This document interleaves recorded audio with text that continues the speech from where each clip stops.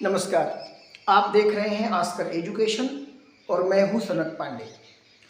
BSc first semester के बच्चों के लिए थोड़ा सा समय निकालना पड़ा और मैं आप सबको बताना चाहता हूं कि जो भी आगामी परीक्षाएं दे रहे हैं, इन दिनों बीएससी पार्ट 1 की परीक्षाएं चल रही हैं, उनके लिए हमारी ओर से, आस्कर परिवार की ओर से ढेर सारी शुभकामनाएं।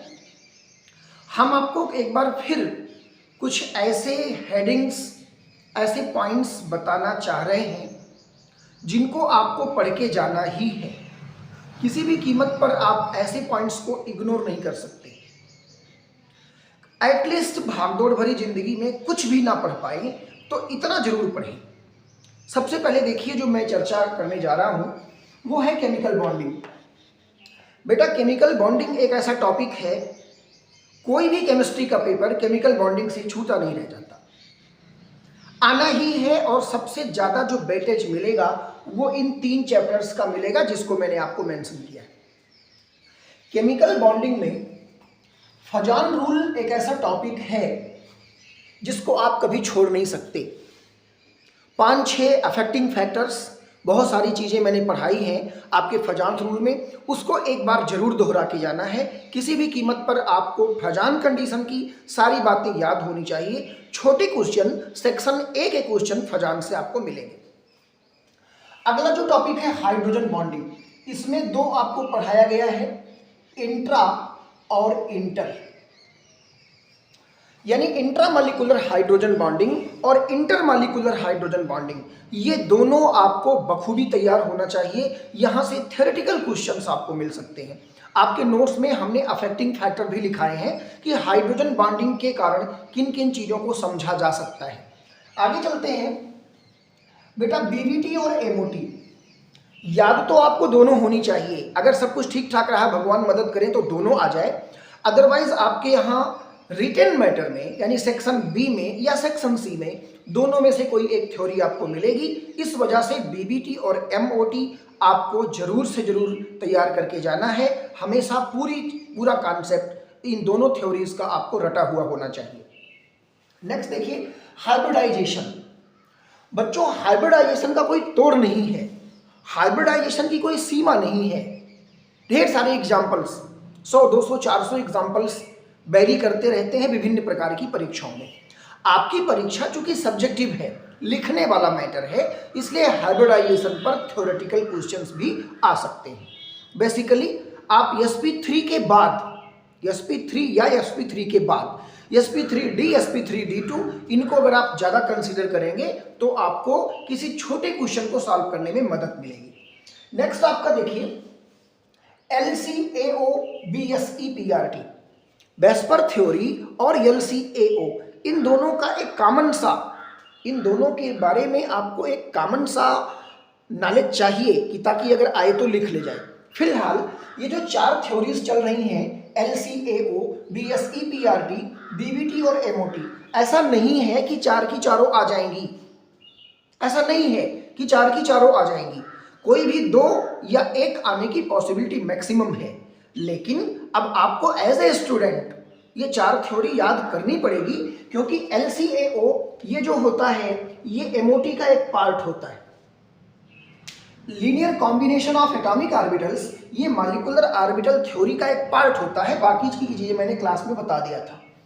वेस्पर थ्योरी अगर क्लियर है तो वहां से हाइब्रिडाइजेशन के साथ साथ किसी मॉलिक्यूल की ज्योमेट्री को फाइंड किया जाता है। तो ये इतने ऐसे कुल मिला के 2, 2, 4, 1, 5, 1, 6 टॉपिक ऐसे हैं जो केमिकल बॉन्डिंग में आपको पढ़ना ही पढ़ना है। किसी भी कीमत पर आप इनको एग्जाम से पहले जरूर पढ़ के जाएं, आप इसको छोड़ नहीं सकते।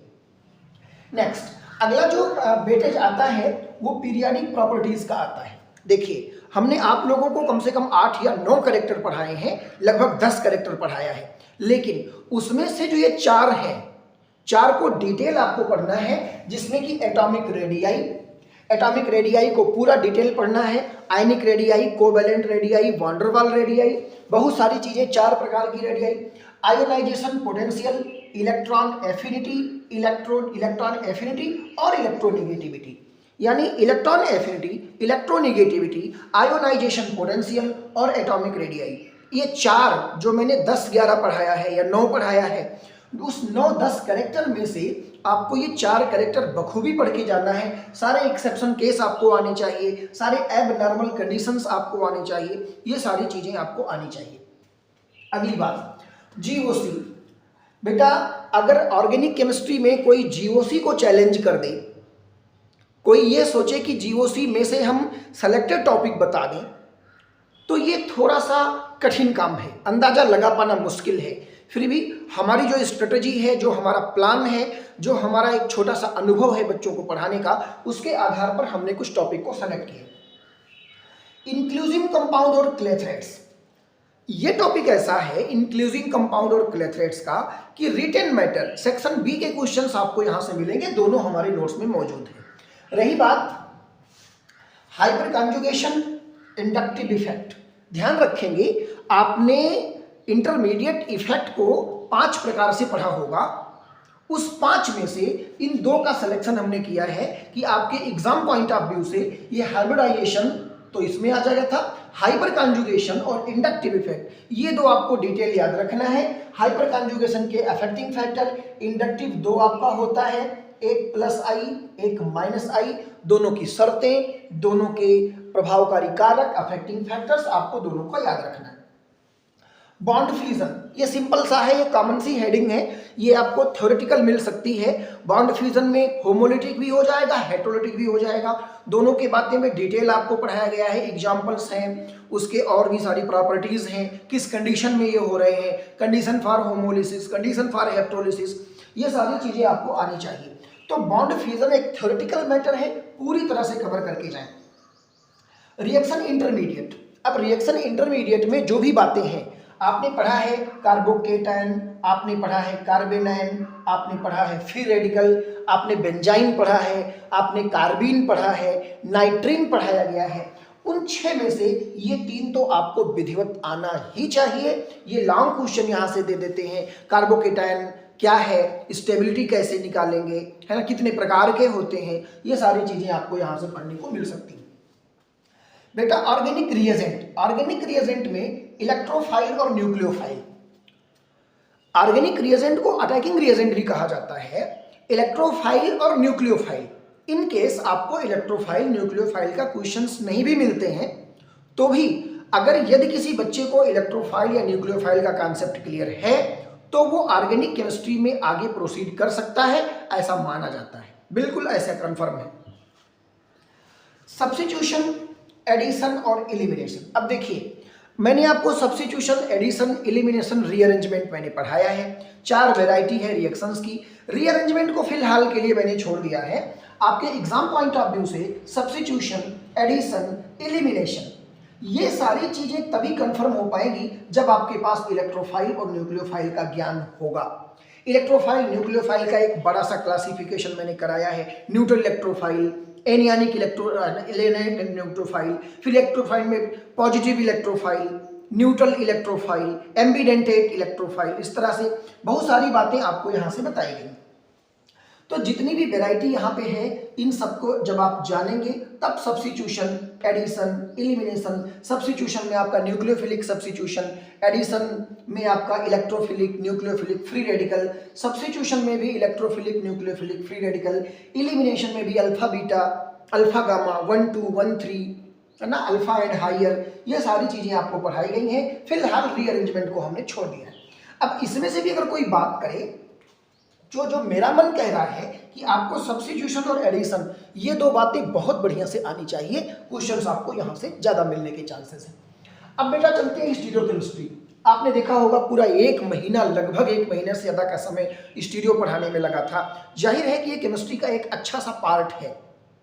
स्टीरियोकेमिस्ट्री में जो हमारी अपनी सोच है, ज्योमेट्रिकल आइसोमेरिज्म के जितने भी कंडीशंस हैं, सिस ट्रांस, इन सबको आपको पूरा तैयार करना है। आरएस और इजेड, आरएस और इजेड, मैं ये नहीं कहता कि दोनों आ सकता है, कोई एक भी आ सकता है। दोनों यदि आता है तो एक लॉन्ग में एक शॉर्ट में रहेगा। फिलहाल आपको आर और यस की सारी कंडीशन, कब कब आर होता है, कब कब यस होता है, ई और जेड नॉमेनक्लेचर ये आपको दोनों विधिवत तैयार करके जाना है। कॉन्फॉर्मेशंस ऑफ ब्यूटेन, ब्यूटेन के कॉन्फॉर्मेशन आपको पढ़ाए गए थे, staggered conformation, eclipsed conformation, skew conformation, उन सबको बनाना, उन सबको बना करके उनका स्टेबिलिटी ऑर्डर चेक करना, कितना स्टेबल होते हैं, कितने कब कब कौन सा ज़्यादा स्टेबल होता है, कौन सा कम स्टेबल होता है।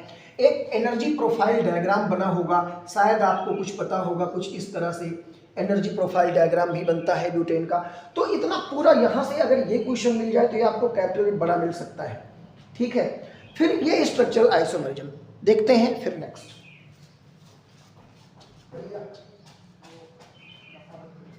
आज 10 मिनट में शुरू हो जाएगा।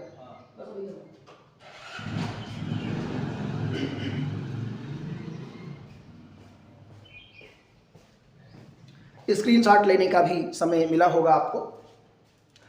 तो नेक्स्ट जो बात है स्ट्रक्चरल आइसोमेरिज्म। स्ट्रक्चरल आइसोमेरिज्म में छोटे क्वेश्चन सेक्शन ए के मेटामेरिज्म, टाटोमेरिज्म, पोजीशन आइसोमेरिज्म, यहां से क्वेश्चंस आपको क्रिएट करने का मौका मिलेगा।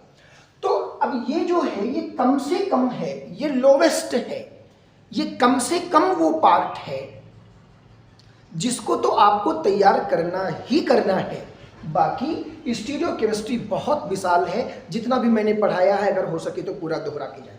बेटा केमिस्ट्स में आपको नोट्स दिए गए थे, 5 या 6 साइंटिस्ट उसमें लिखे हुए थे, जिसमें से आपको पी.सी. राय, पी.सी. राय का मतलब है प्रफुल्ल चंद्र राय, और दूसरा जो हम सजेस्ट कर रहे हैं वो भाभा, होमी जहांगीर भाभा। ये दोनों आपको हमेशा के लिए तैयार रखना चाहिए। इन केस कोई अदर साइंटिस्ट आते हैं उनके बारे में भी थोड़ी बहुत नॉलेज आपको रखनी चाहिए। इसके बाद आपका जो शेष रह गया है वो कंप्यूटर। कंप्यूटर से एक क्वेश्चन, 2 क्वेश्चन आपको नॉर्मल मिलेंगे, छोटे सिंपल क्वेश्चंस, हार्डवेयर, सॉफ्टवेयर, इस सब टाइप के क्वेश्चंस, माउस क्या है, कीबोर्ड क्या है, तो ये बेसिकली आपको पढ़ना चाहिए। फिर एक दूसरा पार्ट जो यहां से आपको मिलता है वो मैथ। मैथ के भी सेक्शन ए में एक क्वेश्चन, सेक्शन बी में एक क्वेश्चन, ये आपको मिलने चाहिए। मैंने आपको लॉग के क्वेश्चंस पढ़ाए हैं, 7 या 8 वैरायटी मैंने पढ़ाई है। कोशिश ये रहेंगे कि मैथ में एक आपको लॉग का क्वेश्चन मिल सकता है, एक आपको ग्राफ का क्वेश्चन मिल सकता है, और एक आपको डिफरेंशिएशन का क्वेश्चन मिल सकता है। अगर ये 3 पोर्शन भी मैक्सिमम आप तैयार कर लेते हैं तो आपका कॉन्सेप्ट पूरा कवर हो जाएगा। ये इतने टॉपिक्स हमने बताए हैं जो कम से कम बिल्कुल लोवेस्ट आपको तैयार करके जाना ही जाना है। इतना तैयार रहता है, हाँ, तो आप अप्रॉक्सीमेटली 80% नंबर के आसपास आप वेरी कर सकते हैं अगर आप इतना ध्यान रखते हैं तो बस आज के लिए इतना ही। जल्द ही हम सेमेस्टर 3 के लिए भी इम्पॉर्टेंट क्वेश्चंस, इम्पॉर्टेंट टॉपिक्स की चर्चा करेंगे। बाकी के लिए यदि आप चाहें तो कुछ ऐसे छात्र जो हमसे कोचिंग नहीं भी पढ़ते हैं उनको भी आप ये सारी टॉपिक्स बता दें या इस वीडियो को उनके पास भेज दें तो उनका भी लाभ हो जाएगा। इसमें ना तो हमारा कोई नुकसान होगा ना आपका कोई नुकसान होगा। तो फिर मिलेंगे किसी अगले समय में किसी अगले टॉपिक के साथ। तब तक आप देख रहे थे आस्कर एजुकेशन। मैं था आपके सामने सनत पांडे। धन्यवाद।